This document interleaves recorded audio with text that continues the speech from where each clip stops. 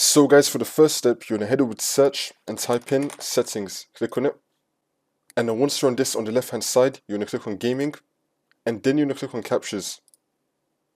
And then once you're on this, where it says record what happened, make sure you have this turned off. And then once you do that, you're going to head over to gaming. And then you're going to click on game bar. Make sure you have game bar turned off. Now you're going to go back to gaming again.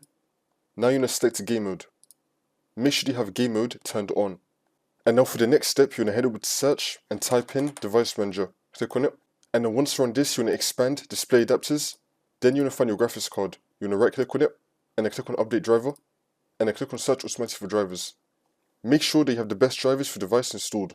And now I'm going to be leaving down below 3 links for NVIDIA, AMD and Intel. You want to download the software that comes with your graphics card. For me, I have an NVIDIA graphics card, so I got the NVIDIA app.